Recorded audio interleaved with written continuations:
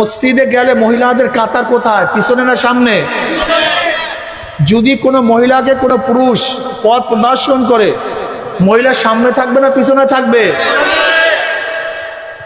আর বর্তমান জমানা ইসলামের নামে মহিলাদেরকে রাখছি আমরা কোথায়?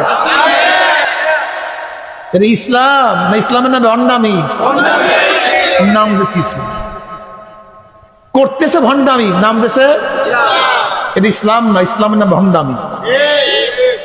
ভয় প্রদর্শন করে বলা না, ব্লুয়ান্নাকুম বিশাইয়্যিম মিনাল খাউফ ওয়াল জু, ক্ষুধা, তোকে না খাওয়ায় রাখবো, তোর খানা বন্ধ, রিলিফ দেব না, কাবি খানাই, অমুক নাই, তমুক নাই, তোকে ভয় প্রদর্শন করবে। ভয় প্রদর্শন করে না খাওয়াইয়া কি পরীক্ষা? পরীক্ষা নাকসিমিনাল আমওয়ালি ওয়াল আনফুসি ওয়াস সামারাত, মাল নষ্ট হয়ে যাবে, বরবাদ হয়ে যাবে, সন্তান মারা যাবে, বিভিন্ন ধরনের পরীক্ষার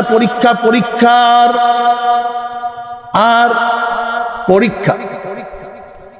ইমাম গাজালি রাহমাতুল্লাহ আলাইহি বলেন, এক ব্যক্তি নদীর মধ্যে জাল মারে, বিসমিল্লাহ ওয়াল উজ্জা, বিসমিল্লাহ ওয়াল উজ্জা, এবং লাতের নামে জাল মারে, তার জালের মধ্যে মাছ ভরিয়া ভরিয়া ওঠে, মাছের কোনো অভাব নেই। আর এক ব্যক্তি জাল মারে বিসমিল্লাহির রহমানির রহিম, তার জালের মধ্যে কোনো মাছ নাই। কি বুঝলি?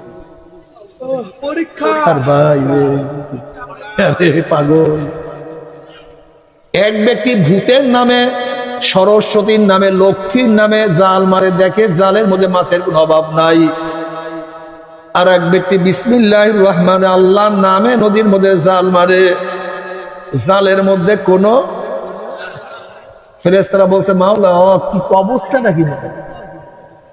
ও মাওলা, ঈমান রাখাই তো মুসিবত, ঈমানই তো থাকবে না, ঈমানই তো থাকবে না। আমার মাওলা ডাক দিয়া বলে, এই দুই ব্যক্তির আখিরাতের অবস্থা দেখবা না? কি বলে? দেখতে চাই। যে পরীক্ষার মধ্যেও মাওলার নাম ছাড়ে না, বিসমিল্লাহ বলিয়া জাল মারে, দেখে জান্নাতের মধ্যে আনন্দ ফুর্তির মধ্যে লিপ্ত, হাজার হাজার নিয়ামত আর নিয়ামত, এত নিয়ামত, যে নিয়ামতের কোনো শেষ নাই, কোনো সীমানা নাই। আর যে ব্যক্তি ভূতের নামে জাল মারে, দেখে জাহান্নামের কষ্ট আর কষ্ট আর ক্ষুধা, কি অবস্থা। পরীক্ষা ওয়ালা নাবলুওয়ান্নাকুম, একটু কামড় খাও, একটু যেমন মাসুক যখন পরীক্ষা নেয়, যখন পরীক্ষায় পাশ করে, তখন তোমার জন্য জীবন দিয়ে, ঠিক মাওলার পরীক্ষায় যারা পাশ করবে, আমার মাওলা তাকে কোলের মধ্যে টানিয়া নিয়ে যাবে, টান দিয়া নিয়ে যাবে। বন্দা আমার পরীক্ষায় পাশ করছে। যারা যত মাওলার কাছে প্রিয়, তাদেরকে আল্লাহ তত বেশি, নবীরা সবচেয়ে মাওলার কাছে প্রিয়, সবচেয়ে বেশি কারা প্রিয়? আল্লাহ। এর জন্য নবীদেরকে আল্লাহ সবচেয়ে বেশি পরীক্ষা দিয়েছে, সমস্ত নবীদের। আদম আলাইহিস সালাতু ওয়াস সালামকে আল্লাহ দুনিয়াতে পাঠাইয়া বেচারা 350 বছর কান্দাইছে। কত বছর দেখছেন অবস্থা, বেচারার কি কষ্ট নাই দেখছেন। ওই যে মাহবুব, আশেক মাসুক, কি মজা। নূহ আলাইহিস সালাতু ওয়াস সালামকে আমার মাওলা কত পরীক্ষা করছেন। ইব্রাহিম আলাইহিস সালাতু ওয়াস সালামকে আমার মাওলা কত 90 বছর সন্তানই দেয়, হিজরত করতে বাধ্য হয়েছে। আবার যখন সন্তান দিছে, পরীক্ষা,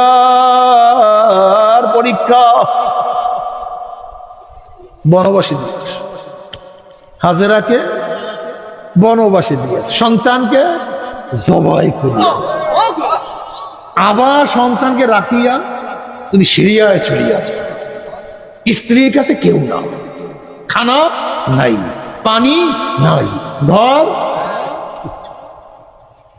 যখন মক্কা নগরীতে ইব্রাহিম আলাইহিস সালাম, মুসলমান ভালো মতো ঘটনা শুন, যখন হাজরা আলাইহিস সালাতু ওয়াস সালাম মক্কা নগরীর মধ্যে, ভাই বয়ান করা খুবই সহজ, পালন করা খুবই কঠিন। হাজরা আলাইহিস সালাতু ওয়াস সালামকে মক্কার মধ্যে, মক্কা আজও কোনো গাছ নেই, আজও কোনো গাছ নেই, আজও কোনো গাছ নেই, আজও মক্কা নগরীর ভূমির থেকে কেউ পানি উঠাতে পারে না, আজকেও না, এই পর্যন্ত।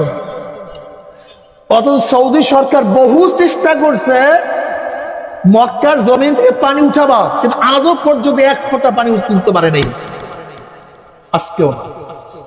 অথচ টাকার কোনো অভাব নেই, নিচে শুধু পাথর আর পাথর, পাথর আর পাথর, কোনো পানি নেই, বাড়ি নাই, ছায়া নাই, গাছ, পানি, খাজুর গাছ, ফসল, কিচ্ছু। হাজরা আলাইহিস সালাতু ওয়াস সালাম সেই জায়গায় রাখিয়া ইব্রাহিম আলাইহিস সালাতু ওয়াস সালাম সিরিয়ার দিকে রওনা করলেন। হাজরা আলাইহিস সালাতু ওয়াস সালাম বললেন, এ আমার স্বামী কোথায় যান? বলে আমি তো সিরিয়ায় যাই। বলে আমাদের উপায় কি? ছোট বাচ্চা, এই দুগ্ধবাহী বাচ্চা, যেই খানা এবং যেই পানি দিচ্ছেন কয়েকদিন থাকবে, এরপরে খানাও নাই, পানিও নাই।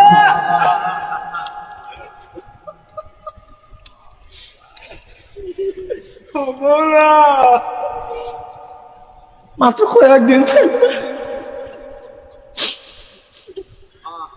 যেই খানা যেই পানি আপনি দিছেন মাত্র কয়েকদিন, এরপরে বাচ্চাও মারা যাবে, আমিও তো মারা যাব, আপনি আমাদেরকে রাখিয়া কেন যান? ইব্রাহিম আলাইহিস সালাতু বললেন,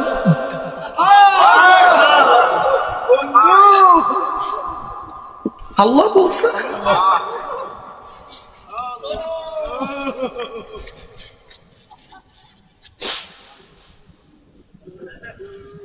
আল্লাহ বলছে, আল্লাহর হুকুম হয়ে থাকে আমার স্বামী, আমার কোনো প্রশ্ন নাই, আমার কোনো ইশকাল নাই।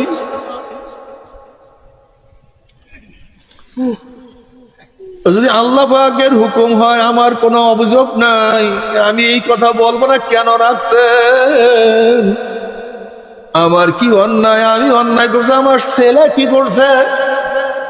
আমি অন্যায় করতে পারে আমার আপনি খারাপ ধারণা রাখতে, কিন্তু আমার বাচ্চা কি করছে? আমার বাচ্চাকে কেন আপনি এই অবস্থায় রাখিয়া চলিয়া যান? যখনই বলছেন হাজেরা,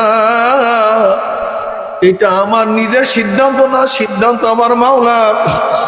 তুমি হাজরা আলাইহিস সালাতু ওয়াস সালাম বললেন, আমার কোনো দ্বিতীয় প্রশ্ন নাই। যে মাওলায় আমাদেরকে পরীক্ষার মধ্যে ফেলাইছে, সেই মাওলায় আমাদেরকে রক্ষা করবে, সেই মাওলায় আপনি যান।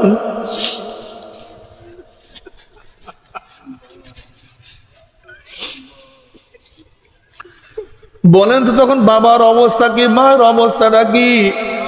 কিন্তু হাজরা আলাইহিস সালাতু আমার মাওলাকে ভোলে না, আমার মাওলাকে ছাড়ে না। এরপরে আগুনের মধ্যে ফালায় দিছে, আমার মাওলাকে ভুলে নাই। জিবরাইল আলাইহিস সালাতু ওয়াস সালাম আসছে সাহায্য করার জন্য। বলে তুমি কি? বলে আমি তো ফেরেশতা আসছি। বলে সাহায্য করার জন্য। বলে তুমি সাহায্য করার জন্য আসছো, যার জন্য আগুনে পড়ছে সে কি আমাকে দেখে না? তুমি কি? ভাগো। আইয়ুব নবী আলাইহিস সালাতু ওয়াস সালাম 18 বছর অসুস্থ। শয়তান বারবার বসে পড়ে যে চিকিৎসা করো, ওই চিকিৎসা করো, এই ঔষধ খাও, ওই ঔষধ খাও। কিন্তু আইয়ুব নবী আলাইহিস সালাতু ওয়াস সালাম একটা ঔষধও খান নাই। পরীক্ষার মধ্যে পড়ে আছেন, আমার মাওলাকে শুধু ডাকে আল্লাহ আল্লাহ আল্লাহ। আমার মাওলাকে ডাকে, আমার মাওলাকে ডাকিয়া শান্তি পায়। এত কষ্টের বড় আমার মাওলাকে বলে না, আল্লাহর কাছে এই কথা বলে না, মাওলা হে আমাকে সুস্থ করিয়া দাও, ওইটা করিয়া দাও, সেইটা করিয়া দাও, এরকম কোন প্রশ্ন করে না, অভিযোগও তোলে না। যখন একদিন জিব্রার মধ্যে পোকা লাগিয়ে গেছে,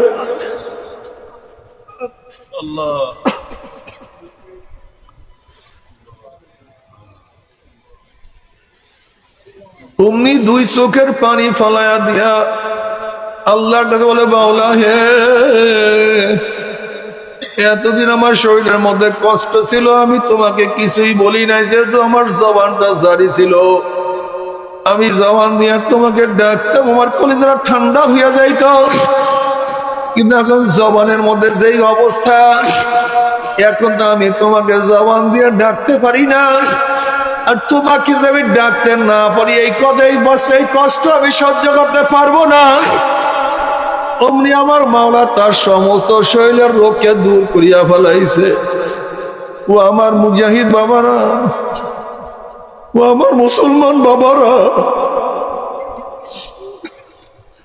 ও আমার মুসলমান যুবক বাবারা, ও আমার মুসলমান মুরব্বী বাবারা, ও আমার মুসলমান মা বোনেরা, ও আমার মা বোনেরা,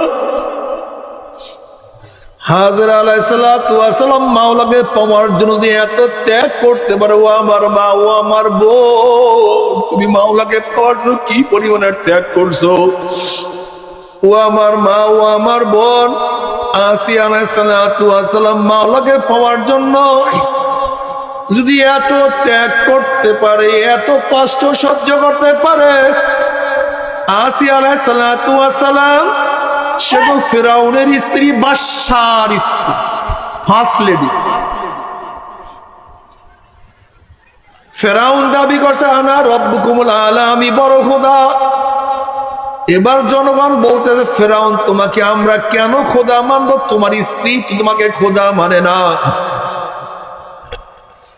ফেরাউন বলছে, আসিয়া, যদি তুমি আমাকে খোদা না মানো, আমাকে কেউ খোদা মানবে না, আগে তোমাকে খোদা মানতে হবে, এরপরে সবাই আমাকে খোদা মানবে। আসিয়া আলাইহিস সালাতু ওয়াস সালাম বলেন, হে ফেরাউন, আমি তোমাকে স্বামী মানি, কিন্তু আমি তোমাকে খোদা মানতে পারবো না। ফেরাউন বলছে, তুমি আমাকে খোদা না মানলে আমি তোমাকে তালাক দিয়া দেব। আসিয়া আলাইহিস সালাতু ওয়াস সালাম বলেন, বিরহ বেদনা সহ্য করতে পারবো, কিন্তু আমি তোমাকে খোদা মানতে পারবো না। ফেরাউন বলছে, তোমাকে তালাক দিয়ে আমি শেষ করবো না, কষ্ট দেব, নির্যাতন করব। আসিয়া আলাইহিস সালাতু ওয়াস সালাম বললেন, কষ্ট সহ্য করতে না পারলে মারা যাব, কিন্তু খোদা মানতে পারবো না। ও আমার মা বোনেরা, ও আমার যুবক বাবারা, মুরব্বী বাবারা, একটু ঘটনা শুনো আর নিজেকে প্রশ্ন করে, আমি কি করলাম মাওলার জন্য, তারা মাওলাকে তোমার জন্য কি করছে। এবার ফেরাউন আসিয়া আলাইহিস সালাতু ওয়াস সালামকে বলল, তোমাকে আমি বিদায় দিয়ে দিলাম, তালাক দিয়ে দিলাম, এ সৈন্যরা আসিয়াকে ধর, ওকে উত্তপ্ত মালুর মধ্যে শোয়া রাখ, বুকের উপরে পাথর চাপা দে। আসিয়া আলাইহিস সালাতু ওয়াস সালাম রোদের মধ্যে এত প্রচন্ড রৌদ্র সহ্য করতে পারে না, বুকের উপরে ভারী পাথর নড়াচড়া করতে পারে না, গরম বালু উত্তপ্ত হয়ে গেছে, পিঠটা পুরিয়া সারকার হইয়া যাইতে আছে, কথা বলার মতো শক্তিও হারাইয়া ফেলাইছে, জবানের মধ্যে শুধু বলে আহাদ আহাদ আহাদ, আমার আল্লাহ এক, আমার আল্লাহ এক, আমার আল্লাহ এক। ফেরাউন বলছে, দেখো মনে হয় আসিয়া কষ্ট সহ্য করতে না পারিয়া আমাকে মনে হয় খোদা মানছে। যখনই আসিয়া আলাইহিস সালাতু ওয়াস সালামের মুখের কাছে জবান লাগাইছে, দেখে আসিয়া তো এক আল্লাহ কি ডাকে, আহাদ, আমার আল্লাহ কয়জন, আমার আল্লাহ একজন, আমার আল্লাহ একজন, আহাদ, আমার আল্লাহ এক। ফেরাউন খুব ক্ষিপ্ত হয়ে গেছে, না হবে না, এই শাস্তিটা হবে না। ফেরাউন বলে, আসিয়াকে সমস্ত মানুষের সাথে উলঙ্গ করিয়া ফেলাও। আসিয়া আলাইহিস সালাতু ওয়াস সালামের বস্ত্র খুলিয়া ফেলাইল। বলে, এই কষ্টে হবে না, আসিয়ার ডাইন হাতের মধ্যে প্যারাগ লাগাইয়া দাও।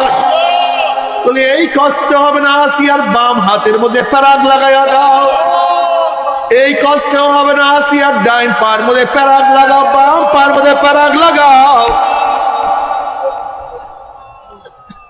এই কষ্টেও হবে না আসিয়ার লজ্জা স্থানের মধ্যে প্যারাগ লাগাইয়া দাও।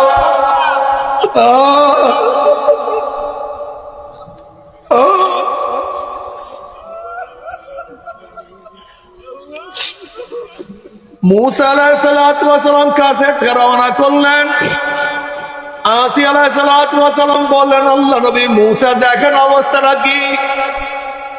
ঈমান আনতে গিয়ে আজকে ফিরআউনের বাসায় ছাড়িয়া দিলাম।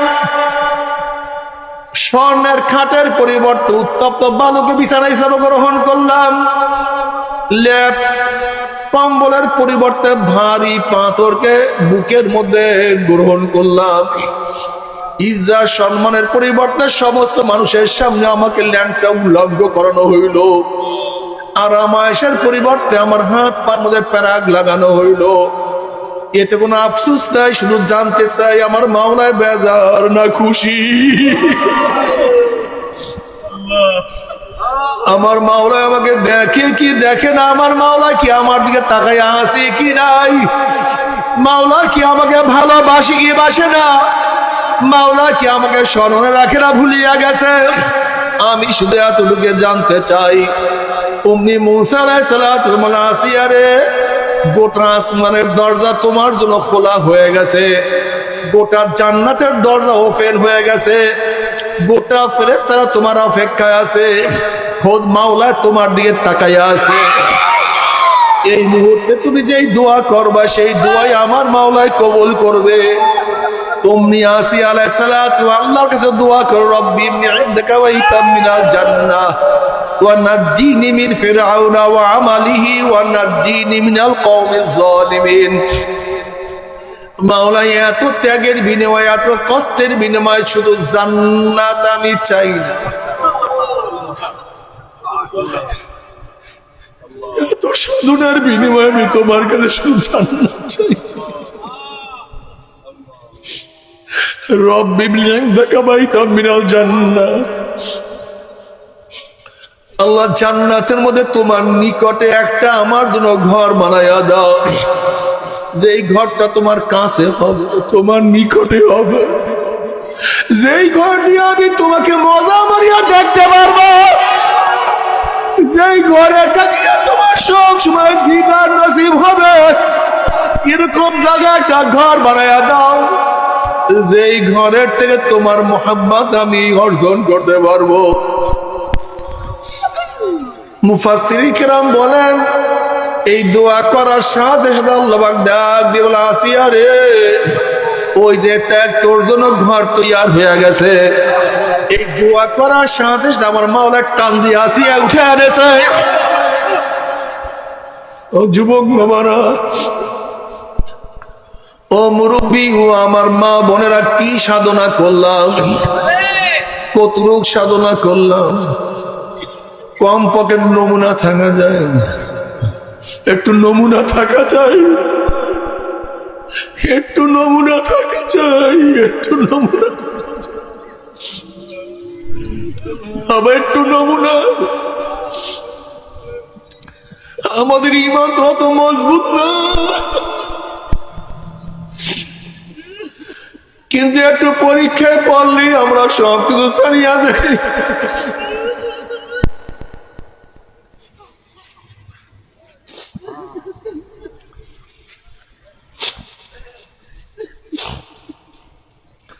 ও আমার মুসলমান বাবারা, দুই হাত জোর করিয়া বলবো, তুমি তো কাফের না, তুমি তো মুশরিক না, তুমি তো জালেম না, তুমি তো মুনাফিক না, তুমি তো মুসলমান, তুমি তো মুমিন। একটু সাধনা করো, একটু সাধনা করো, একটু সাধনা করো। আল্লাহ পাক নিজে ওয়াদা করেন, আল্লাযীনা জাহাদু ফীনা লানাহদিয়ান্নাহুম সুবুলানা। তুমি মাওলাকে পাওয়ার জন্য, মাওলাকে তালাশ করার জন্য, মাওলা পর্যন্ত পৌঁছার জন্য যে একটু চেষ্টা সাধনা করো, আমার মাওলায় ওয়াদা করছে মাওলাকে পাওয়ার বহুত রাস্তা আমার মাওলায় খুলিয়ে দিবে। আল্লাহ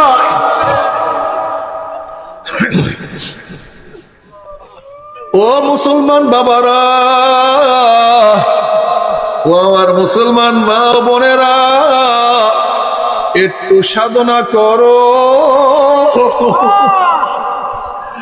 দুনিয়া পাওয়ার জন্য কত চেষ্টা করলা, একটা বিল্ডিং উঠাবার জন্য কত সাধনা করলা, দুনিয়ার টাকা কামাই করার জন্য কত সাধনা করলা, দুনিয়ার ব্যবসার পিছনে কত শ্রম দিলা, কিন্তু একটু তরিকার কাজে সময় দিতে পারো না, দাওয়াতি কাজে সময় দিতে পারো না, সময় নাই। শুধু মুজাহিদরা বলে সময় নাই, হুজুর সময় নাই, সময় নাই। ওরে বেঈমান, সময় নাই, আজরাইল সময় নিশ্চয়ই বের করে নিবে, তখন তোমার সময় দেয়া লাগবে না। আজরাইল এমন ভাবে সময় বের করবে, হাজার চেষ্টা করলেও আর সময় দিতে পারবা না। স্ত্রীর জন্য এত ব্যয় করলা, সন্তানের জন্য এত ব্যয় করলা, দিনের জন্য ব্যয় করতে মনে চায় না। এই সন্তান আল্লাহ না করে দিনদার না হয়, আল্লাহওয়ালা নেককার না হয়, এ শুনিয়া রাখো, কিয়ামতের ময়দানে এই ছেলে এই মেয়ে তোমার গলার মধ্যে পাড়া দিবে, তোমার ঘাড়ের মধ্যে পাড়া দিয়ে আল্লাহর কাছে বলে, মাওলা আমার বাবার আমার মায়ের হাত পার মধ্যে জাহান্নামের শিকার লাগান, এরা আমাকে দিনদার বানায় নাই, আমাদেরকে নেককার বানায় নাই, আমাদেরকে সুন্নাত অনুযায়ী চালায় নাই। তাদের জন্য এত কিছু না।